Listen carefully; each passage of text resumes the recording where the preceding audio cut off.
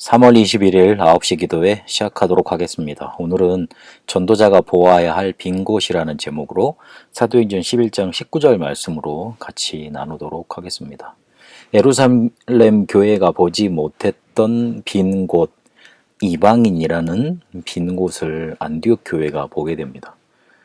그때부터 사도행전 12장에 예루살렘 교회의 일이 한번 나오고 13장부터는 안디옥 교회와 그리고 그들이 파송한 선교사인 바울을 중심으로 한 사역이 쭉 28장까지 진행이 됩니다. 예루살렘 교회도 많은 일을 했습니다만은 하나님은 빈 곳으로 이렇게 자기들의 발걸음을 움직였던 안디옥 교회를 굉장히 축복하셨습니다. 우리가 큰 일 많이 하고 많은 일도 해야 되겠습니다만은 빈 곳 보는 게 더 중요합니다. 그리고 그게 사실상 더 우선입니다. 우리가 많은 일을 해놓고 큰 일을 해놓지만 뒤로 다 빠져나가 버리면 무슨 소용이 있겠어요. 그래서 실제로 빈 곳이 살아날 때, 그리고 빈 곳에 다다를 수 있을 때 실제로 응답은 쌓이게 돼 있고, 그리고 나중 가보면 굉장히 살아있는 걸 많이 체험하게 됩니다.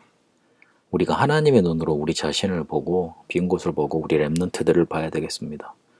우리 렘넌트들이 살아가는 세상 그리고 현장은 굉장히 흑암으로 가득 차 있는 세상이고, 그리고 앞으로 그들이 만나야 될 문제는 지금 우리가 상상할 수 없을 정도로 굉장히 급변하는 문제를 많이 당해야만 됩니다.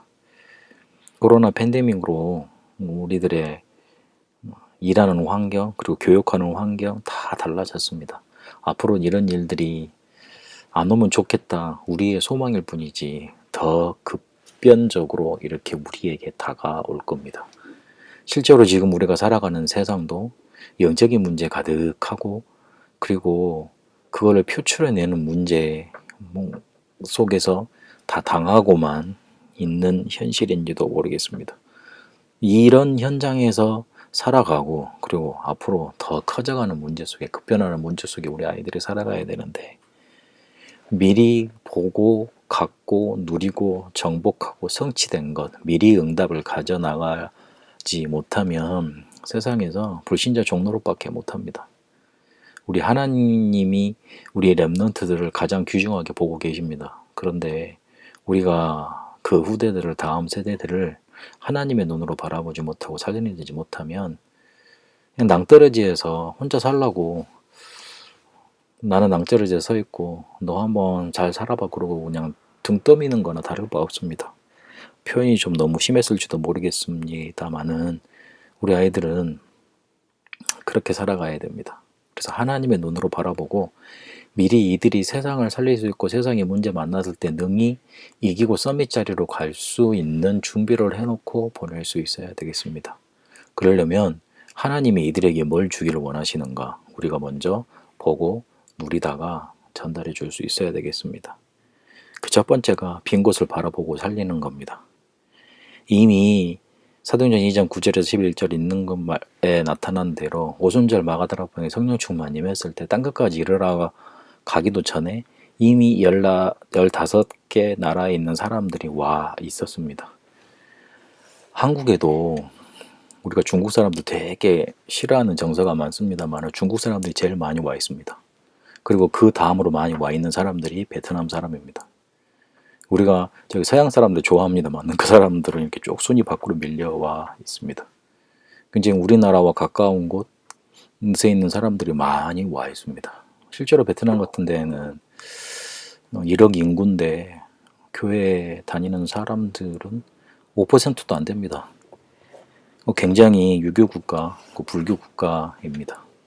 그들이 찾아가면 아직 사회주의 국가이기 때문에 복음 전하기도 쉽지 않습니다. 그런데 여기 와 있다니까요. 거의 한 30만 정도가. 복음 전하기 쉽잖아요. 지금 여기서는요. 그리고 교회의 빈 곳 우리가 볼 수 있어야 되겠습니다.